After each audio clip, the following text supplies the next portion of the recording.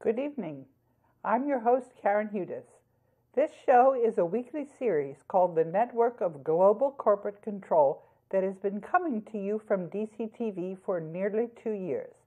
Today's segment is pre-recorded and is called Q&A in the Global Currency Reset. Thanks to DCTV, Carmen Stanley, studio producer, Maurice Jackson, audio and prompter, and Kershay Starnes, floor director. Last week, I said that we're going to start planning how we're going to work together to accomplish the global currency reset. This is a story about fighting corruption, and there's a clip for you now.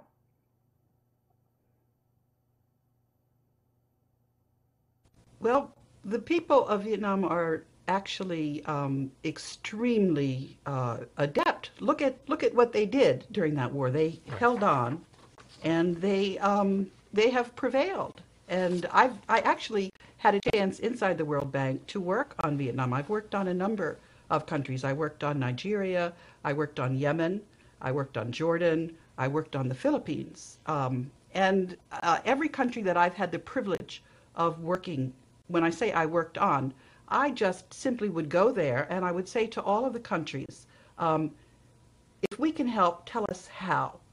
And I would then do everything I could to see whether there was a project that would make sense for that country. But the World Bank actually has a mixed record. There are many projects where there's no ownership. But one of the things that I learned in the process of, I was in the World Bank legal department for 20 years. One of the things that I learned was how to take direction from people and how to convince them that I had no agenda but their agenda, and to be believable in that. And so during the 20-year period, and working on all of those different countries, I got to know the executive directors at the World Bank, and they got to know me as somebody who was there to do their job as a lawyer at the World Bank, and that I didn't have my own agenda at all. And so as this story progresses, and you can see over the timeline, because I've testified in the European Parliament, I've testified about the corruption that I've been reporting in the UK Parliament. And when that happened, there was a very accurate political science modeling tool that said that all of the corruption that I and the other whistleblowers at the World Bank were reporting, that this corruption would end, that all of the countries of the world would join together to fight the corruption. And that's what the story really is. It's a story about people joining together to fight corruption. Okay, let's now. We have spoken in earlier segments about military scalar technologies and electromagnetic weaponry that are used against civilians in an attempt to influence them. In order to overcome this mind control weaponry, it's going to be important to form small discussion groups and help each other figure out what's going on. I'm not going to devote more time in this segment to cover the topic of mind control again. The only point to make now is that there is going to be strong resistance in cleaning up the corruption due to this weaponry. This is why we're going to have to be very strategic. The risk of backsliding must be taken into account, and in a way that ensures ultimate success. Our chances of success are excellent, but victory will depend on the extent that we're realistic in the way we tackle this stubborn, pervasive corruption. The way we're going to clean up this corruption is exactly how we have won, by being very open to what we are doing and also knowing ourselves and working together with others who can help us overcome our own limitations, which we acknowledge openly. Fortunately, our fight against the network of global corporate control has been well documented, and this will assist us in diagnosing how to clean things up. The first part of this segment is to help us survey the extent of the cleanup job that awaits us. It's clear that the only way to clean up the corruption is to rebuild from the very foundations.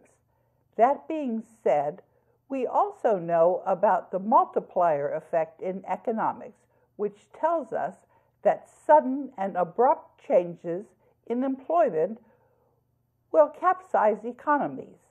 The fact that we have institutions in place and commercial liens and own just about all of the world's wealth means that there is very little danger of economic collapse.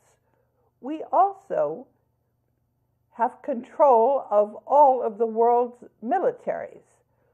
We knew this early from, and there's a link in the teleprompter where a retired member of the Marines had told me about what was going on. So the first part of this segment is to emphasize the scope of the cleanup job ahead of us, and the second part is to discuss the way we're going to tackle the cleanup. First of all, we're going to tell the experts, including the lawyers, accountants, and journalists, that we don't need them anymore. Most of the best analysis has come from people who built up their technical knowledge without any formal training. And we can't simply dismantle the knowledge base that we possess because we're going to have to remove the satellites that contain radioactive material that will fall to Earth and contaminate our life.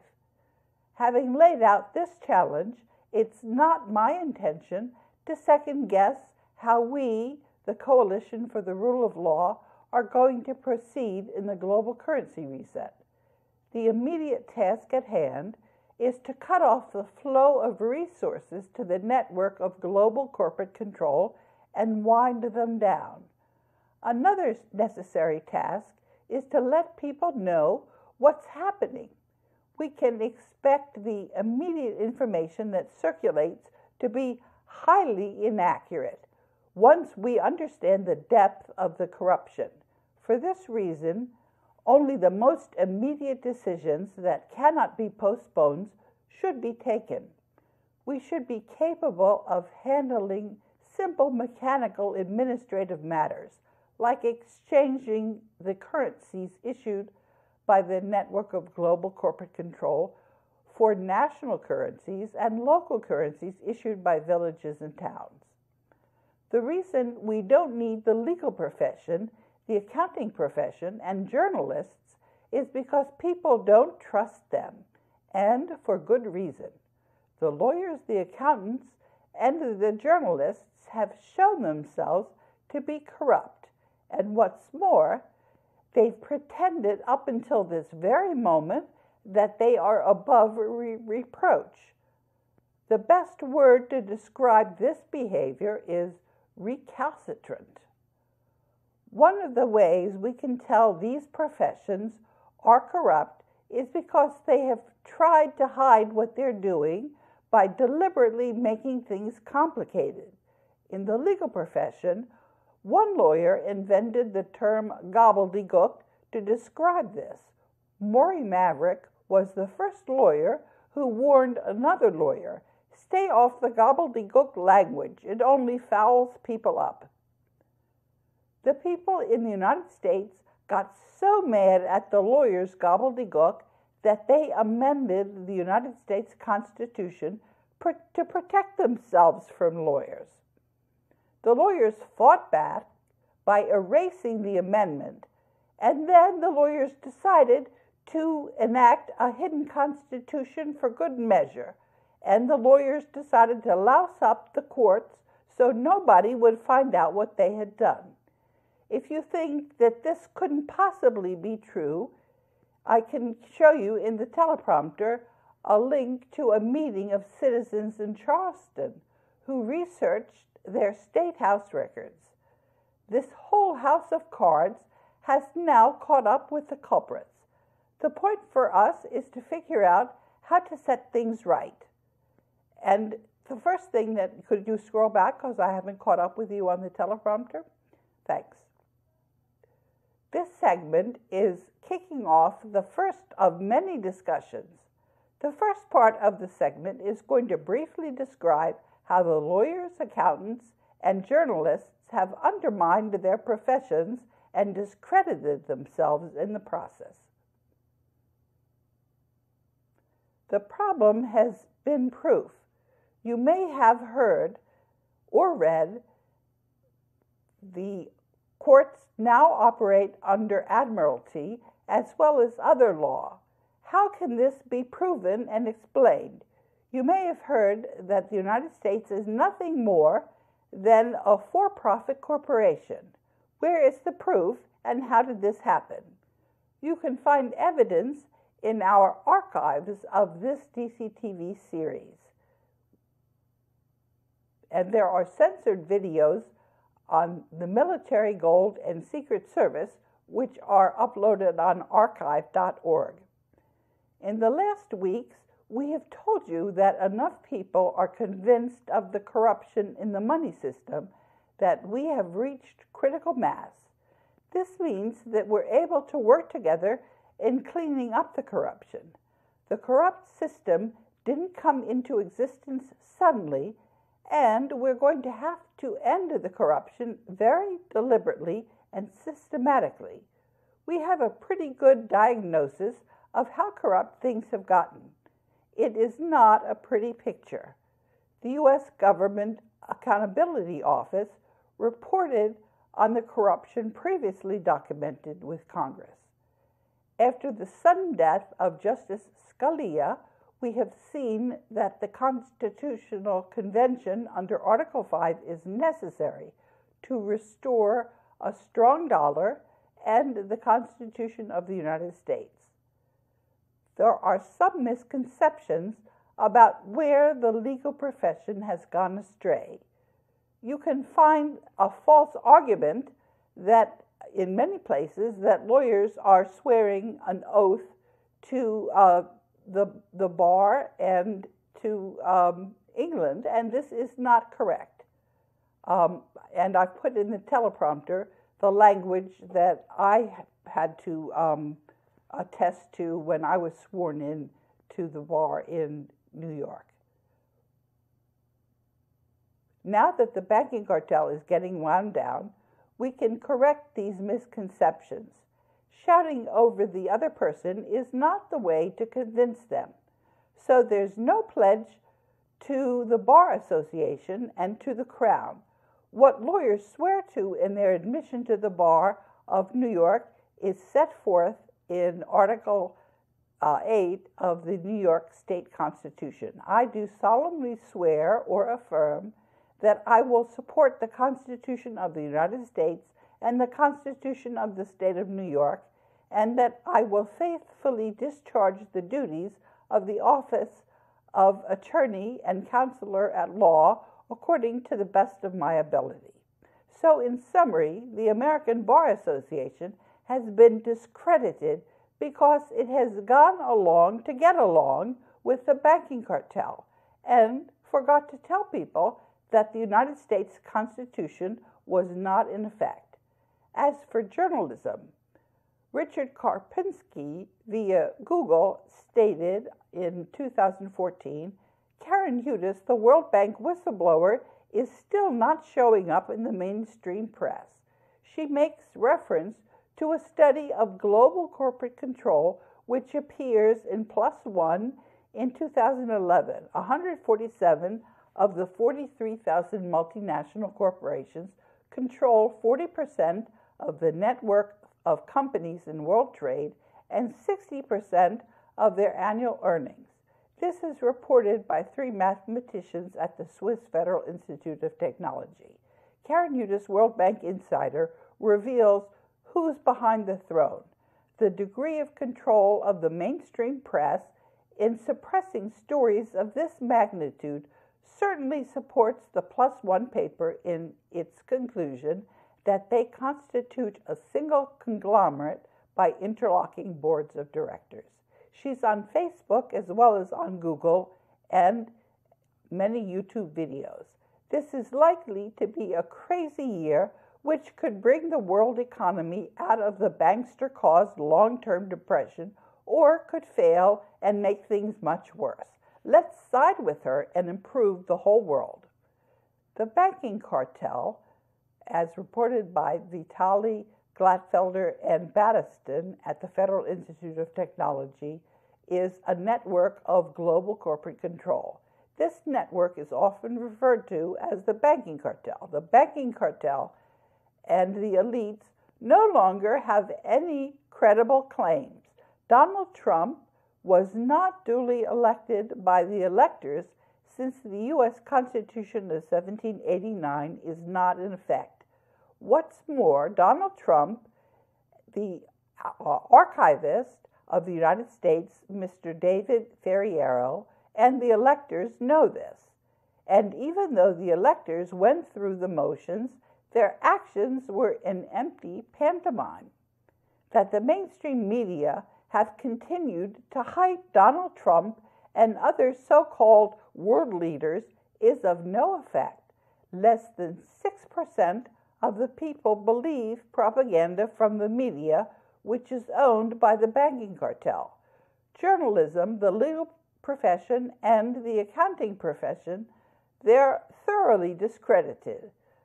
The monetary gold reserves and other assets of the world are safe with the Overseer Mandate Trustee and the Board of Governors of the World Bank and IMF, for whom I speak.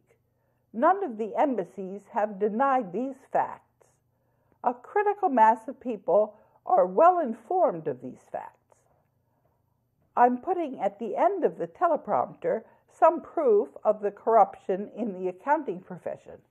I'm also attaching my emails with China and Germany in 2014 that show what we need to agree on to get the global currency reset moving.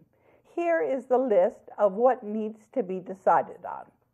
The proposed draft monetary agreement, which was forwarded to each of the Tokyo embassies. The historic price of gold. Advanced administrative costs approved by the Board of Executive Directors on the 22nd of June 2014. My admittance to the World Bank and IMF headquarters and country offices, and differentiating and disposing of excess speculative foreign currencies, audit of gold in the global debt facility, and claims of possible thefts, winding down the network of global corporate control and bankruptcy of the banks operating under various jurisdictions, and transition arrangements and local currencies, and I'm using the technical term bailment laws. That means that when the banks have our property, they have to turn it back to us. The monetary agreements forwarded to the Tokyo embassies need to be signed, and the arrangements need to be agreed on. Since the governments are all corrupt corporations, people in the countries need to figure out how to return to real governments. There's no rush because we're now in what you could call a holding pattern, while people work together to figure out the best way to accomplish these tasks. This is because we're aware that the way things are now is because of the gatekeepers and agents of the network of global corporate control. There's bound to be confusion. We're going to work in what is called an iterative process. This means that things are going to proceed in stages as we transition. A cleanup of this magnitude has never happened before. We're going to be learning as we go along. Please try sorting yourselves into small groups to work with. The next live show on DCTV is going to be on the 16th of May. We'll take stock then how things are proceeding. Actual progress on these matters is going to take some time, mostly because there are so many people who don't understand what reality is. Many of them believe the lies of the corrupt journalists, lawyers, and accountants. Still, we have reality on our side, and so we're going to win out ultimately. The rest of this segment is going to be devoted to proving the corruption of the network of global corporate control, which is also referred to as the banking cartel.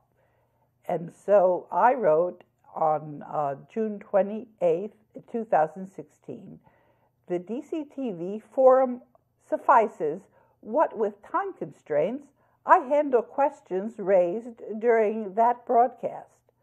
And on the 27th of June, Chris wrote me, I was referring to having weekly broadcast Q&A sessions like a weekly event. The sessions would contain the most relevant and timely pertaining to the global currency reset. Cheers, Chris.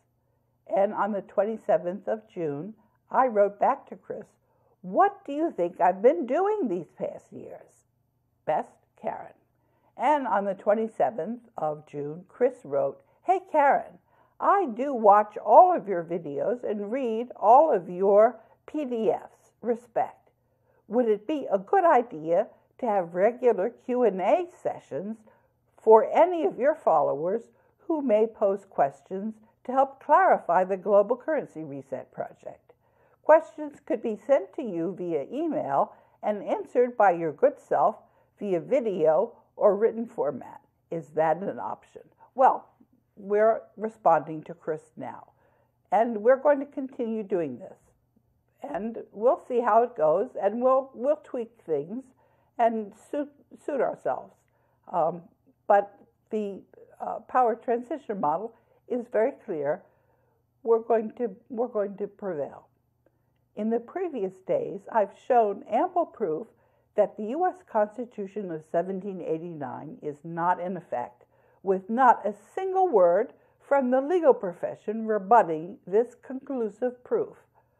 I've accused Gene Shipp and the American Bar Association and the rest of the legal profession of being highly unethical. These documents show conclusively that Gene Shipp was aware of my accusations, together with conclusive proof that Gene Shipp is highly unethical.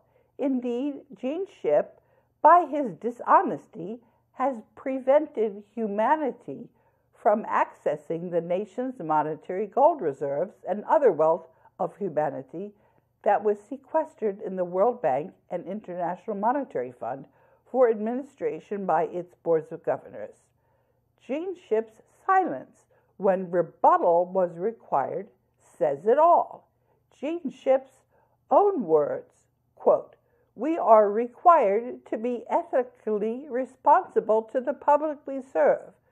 Gene Shipp is unethical, unaccountable, and irresponsible." And on the 2nd of August in 2016, I sent something to the then president of the D.C. Bar.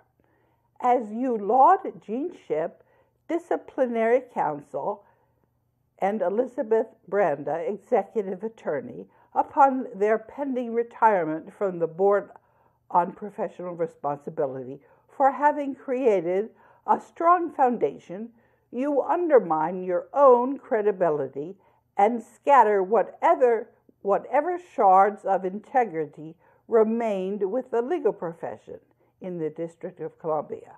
Why on earth did you start out by quoting John F. Kennedy on change is the law of life? The D.C. Bar is perpetuating its corrupt illusion that the United States of America is governed by the Constitution of 1789 with assistance from Gene Shipp and Elizabeth Banda.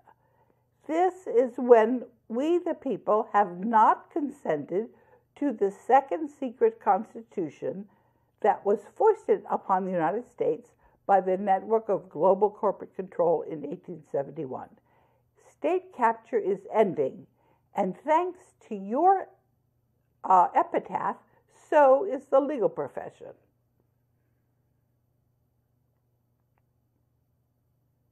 And then there was some fake news.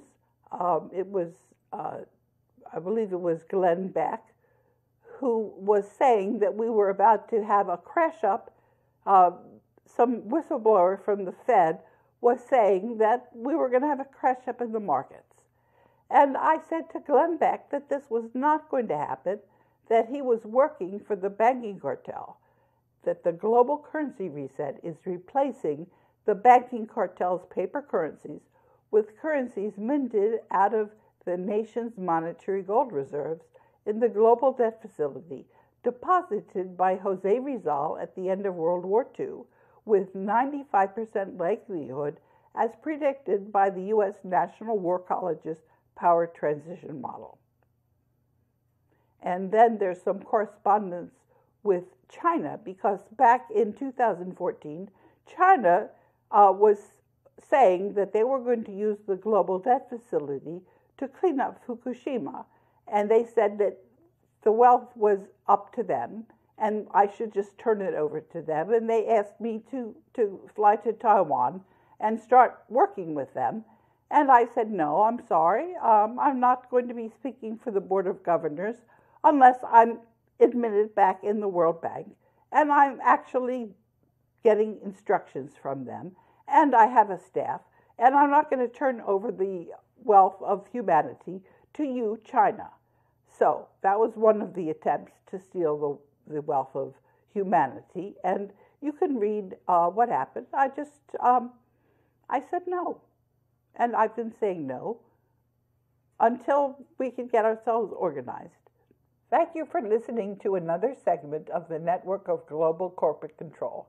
We have begun planning the implementation of the global currency reset in today's segment. It's necessary for more people to distinguish reality from the lies of the banking cartel so that we can carry out these plans. Until next week, I'm your host, Karen Hudis.